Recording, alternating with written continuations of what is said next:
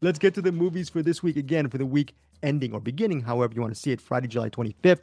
We have a movie called House on Eden. Bruce Perky over at Attic. He has a review of it coming soon. But this movie centers on paranormal investigators Kris, Celina, and their videographer Jay.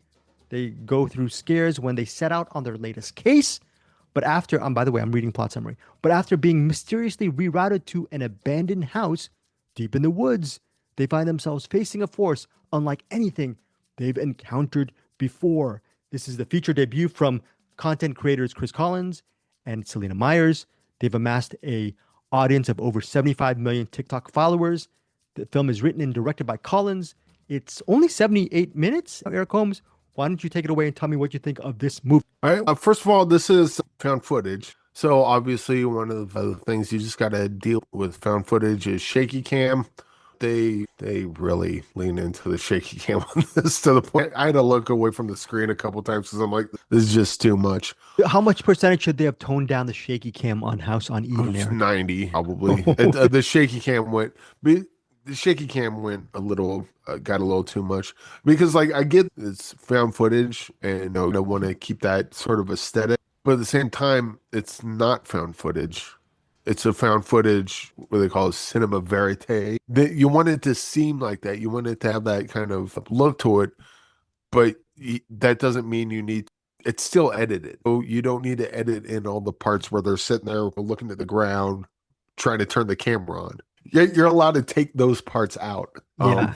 I'm not familiar with Selena Myers. I am familiar with Chris Collins. I didn't know that was her name. I just seen her videos pop up. And so when she popped up in the movie, I was like, oh, like I didn't know it was her right away, but I was like, gosh, she looked familiar. And I couldn't quite place her until about a third of the way into the movie. It was like, oh, is that she does those videos about the, like real insightful about kind of human interactions and relationships, but they're like real funny and comedic.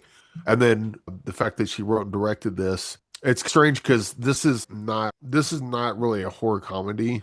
In fact, there's very little comedy in this other than random friends like doing friend things. But I wouldn't call this a horror comedy at all. In fact, towards the last third of this movie, the last third where the shaky cam starts to calm down a bit, it gets pretty dark, pretty serious business. And so it's interesting that Chris Collins would go that route with this movie. Kind of similar when Jordan Peele did Get Out. It's like, oh, Jordan Peele, he's a comedy guy. Let's see what this Get Out's about. And then they watch Get Out and it's like, oh, whoa, hey, he went straight up horror on this. And so it took everyone by surprise. I would say, although, so I went to Chris Collins's YouTube channel and I guess she does like stuff on true crime too. So maybe this isn't so far out of her wheelhouse. It's just out of her wheelhouse as far as I was familiar with her. As far as a movie goes, I would say like the last third gets really good. The first two thirds are they lean a little too much into the tropes of found footage that I find most annoying, specifically the camera work. But once they get into the house and once the sort of supernatural stuff kind of starts taking shape, I really liked it. They go to the house, they decide they're going to leave. The next thing they know, they all wake up. Like they all just go to sleep at the same time. And then they wake up the next day and they're like, what the hell happened? And then from that point on, it gets pretty good. Everything leading up to that, I would say Was it heavy worth? epilepsy warning. Oh, Like wow. heavy epilepsy warning. If you get any sort of motion sickness, be very wary of this. There's a huge barrier to entry to this, but if you can get to the last third of the movie, I think it's probably worth it as far as found footage movies go. If you don't like found footage movies at all, then sorry, this is not your movie.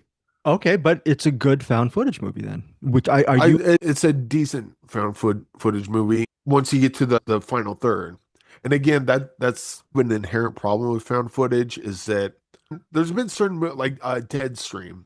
Deadstream did the found footage, but it was funny, but it was also it had cool effects in it, and it rode that line of horror comedy, but it was a movie that you could get into. It had the found footage tropes, of course, but it didn't get in the way of it also being an entertaining movie. I think this kind of just comes off as, hey, we got a camera and let's make a movie and just see what we can come up with. Nothing wrong with that, right? No, Yeah. there's not. But also, and again, I'm not familiar with Lina Myers, but with Chris Collins, who wrote and directed this, like she's got so much insight on her YouTube video. Like even though they're comedic, she has so much insight on certain social and human interactions that are interesting, which I think is what makes them funny and humorous. And so I was hoping there would be some of that here in House on Eden, but I didn't get much of that. There's certainly some dread, especially like towards the end, but I was hoping for a little bit more, and it didn't really do a lot to bump the found footage genre forward. It just stayed within that.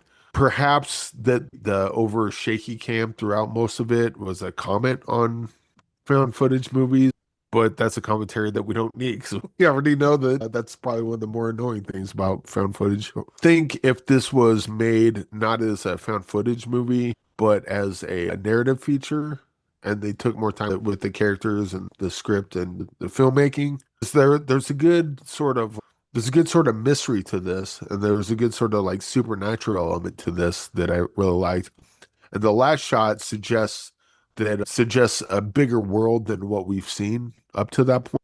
And I'd be interested to explore that, but this movie just kind of hints at it. It doesn't really go there. I think a House on Eden 2 that is actually a narrative feature, not a found footage, and leans in a little more and have Kris, she's a talented writer, use some of that insight and the cleverness of her writing in something like this and make something truly magnificent.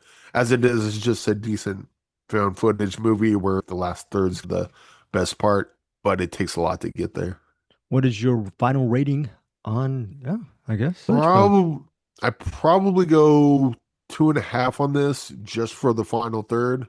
And that's judging it as a found footage movie. If I'm judging it as just a movie, it'd probably be like 1.5, 2 stars. Okay, so that is 2.5 stars, I guess, 2.5 stars for House on Eden, which a little bit disappointed. Let's see what maybe Bruce will like it, or maybe he might even give it a lower review. We don't know.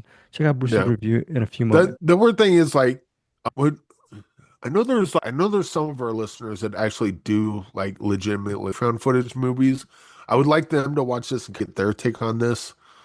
Because just in general, I'm not a fan of found footage because of all the reasons I mentioned. But I wonder if maybe people that are more into found footage like this, because like the found footage I like are like Deadstream or what was the name Deadstream. of that? What the? No, the one the couple and they a homeless person and kill them. Can't remember. It'd been so long. A Capture, Kill, Release. Oh, Capture, Kill, Release. Okay, very good. Yeah. And those are movies that kind of they play within the genre, but they also kind of push it forward. And yeah, it's just doesn't do that. I wish it would, but okay. Oh well. So that is House on Eden, 2.5 stars from Eric Holmes. And by the way, I forgot to actually mention it is going to be in theaters exclusively on Friday, July 25th. Watch out for that. Watch out for that. I saw it on TV screen. That started making me sick. On a big screen.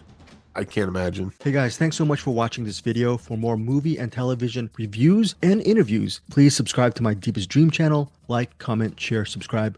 And as always, thanks so much for your support. Take care.